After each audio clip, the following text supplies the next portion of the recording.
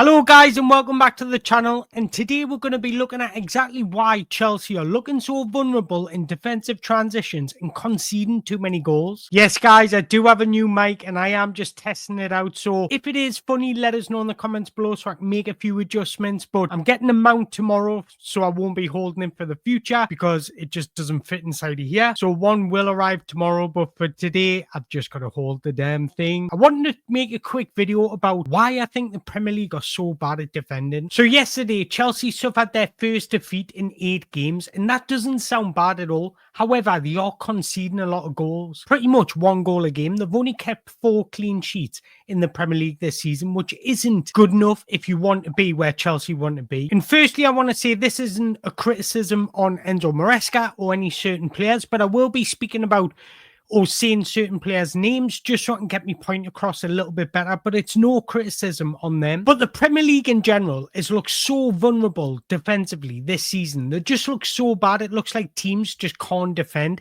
and that's because of the shift in tactics. More focusing on attacking, possession-based play, playing out from the back, prioritising these tactics makes you incredibly vulnerable defensively if you're not set up correctly. Because when you're utilizing a high press or playing out from the back, you generally have to commit players forward. So when you are committing more bodies forward, it's leaving you defensively exposed, leaving more space for the opposition to exploit, which also gives you less stability in defensive transitions. Now, here's an example against Fulham. Look at Fulham's second goal here. Malo Gusto, Enzo Fernandez, Moses Caicedo, all running back trying to get in position, and they just couldn't. Look how many bodies Fulham are committing forward. It exposed our 2 centre-backs. So unless you're absolutely sure on where to be at every exact moment, you're going to be vulnerable. And we're seeing it a lot in the Premier League this season. In simplistic terms, what teams like to do is attack with 5 people, defend with 5 people. There's a lot of teams this season you can attach this vulnerable defending to, and teams who prioritise keeping the ball, trying to attack. When you think of Brighton, when you think of Tottenham, when you think of Man City, where even Villa are starting to get this way, and it's all about balance. But before we move on, let's get one thing straight. Enzo Maresca cannot be criticised for how attacking beautiful the football is. When it flows, it's absolutely sizzling to watch. It's fluid, potent, and systematically wonderful. However, it does leave us vulnerable in transitions. Pretty much, in simplistic terms, Enzo Maresca wants to attack with 5, defend with 5. That's why he creates a box shape in the middle, so you've always got your 3 centre-backs and your 2 covering central midfielders. That's ideally what he wants, but it leaves too much space, especially without Romeo Lavia on the side. When you think of all teams that do this, Man City do this a lot, Tottenham do this, Brighton do this, they're all extremely vulnerable in defensive transitions, and that's no coincidence. Now, over the past couple of years, what I've seen coming out of teams is being able to control games out of possession. It's a fine art of football.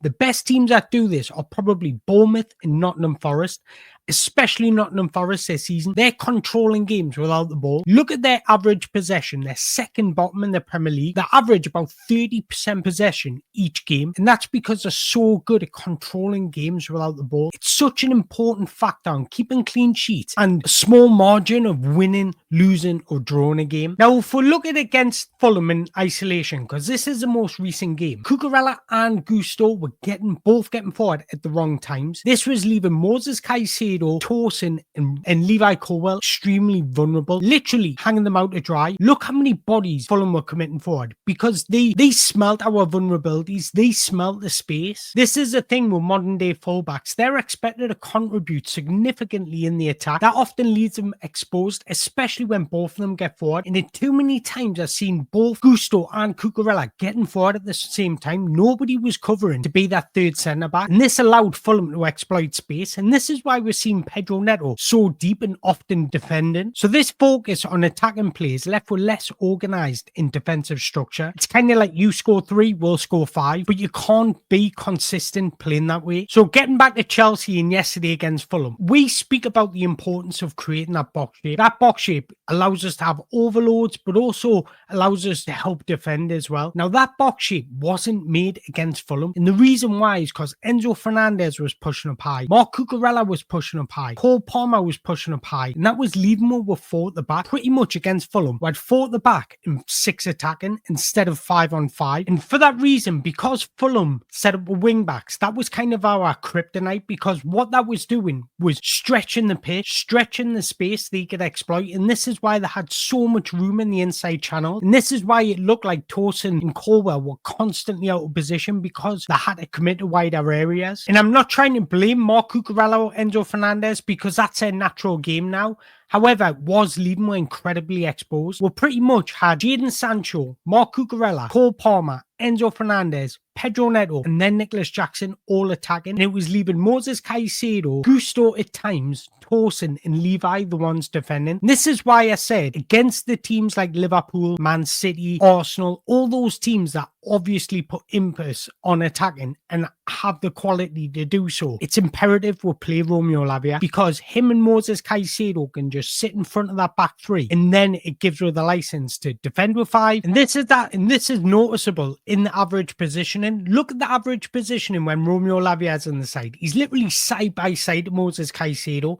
So this allows that fullback to get in the final third to make those expansive runs. But when you don't have 2 covers in the middle of the pitch, you're vulnerable to the counter-attack. So how do you solve this? Well, this is what I would do. I would coach Malo Gusto individually on how to make the right decision. When you see Marc Cucurella going forward, you be that third centre-back. Do not get forward. Allow Pedro Neto to do that, because if that happens, it allows Pedro Neto to play his natural game. But secondly, instead of Marc Cucurella getting in the advanced roles of that box shape, why not have him just going alongside Moses Caicedo, pushing Enzo Fernandez alongside Cole Palmer, and then you've created that box shape. And then again, it takes nothing away from your creativity in the final third, because you've got Enzo Fernandez to do that. And then if the ball is overturned, you've got Marc Cucurella, Moses Caicedo that can sniff out and anticipate danger. And then if they are bypassed, you've still got 3 defenders covering, and that would be Malo Gusto, Tosin, and Levi Colwell. But again, I'll show you that image of Fulham's final goal, and everybody's panicking, trying to get back in position, because we're just caught out of position too many times. And again, I'm not trying to blame anyone individually. It was more of a collective thing, because the way we went forward and tried to commit bodies forward, I love it, by the way, but we need to be a bit more smarter and control games out of possession.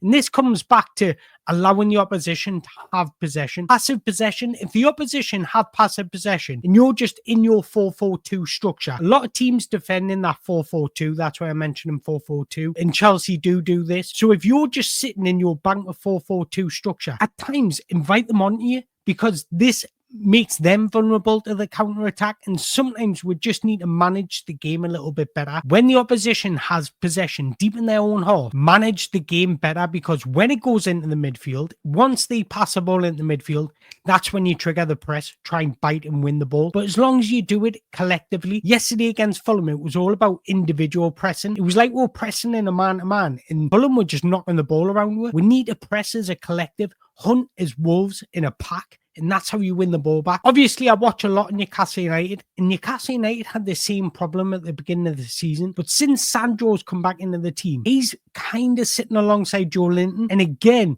it's leaving them less exposed at the back. So again, I don't want to take anything away from the bravery to get forward, because yes, let's get forward.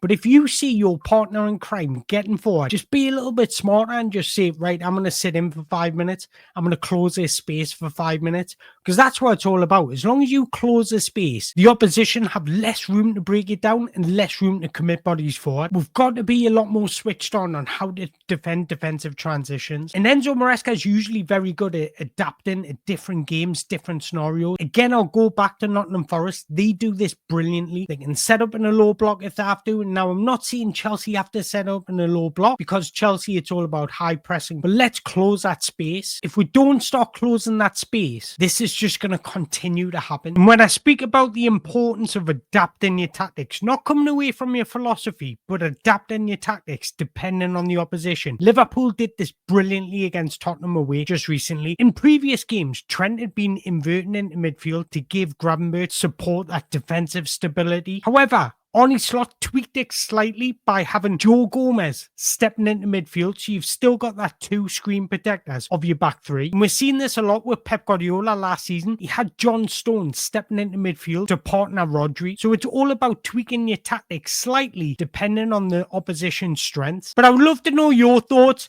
Just wanted to make this short video to test out my new mic, to be honest. But let us know in the comments below your thoughts. Once again, I just want to say I don't think we should be too reactionary because, look, we're sitting second in the table. No one would have ever imagined this come the start of the season. So we're actually overachieving when you consider top 4 was just our target. Yes, we've dropped points in the last 2 games, but Everton don't really give you any chances at all. They're so good at defending. So look, 1 off, maybe a 2 off. We'll get back to winning ways against Ipswich. And I will be doing a match preview for that, so stay tuned for that. But yeah, like I say, let us know in the comments below what you made against Fulham. Do you disagree with what I'm saying, or do you agree? Let me know in the comments below. But once again, I just want to say I appreciate your time. Also, let me know what the sound quality is like, if it's better, if it's worse, if there's anything I need to adjust. Let us know in the comments below, guys. But once again, I just want to say I appreciate your time. Thank you very much for watching.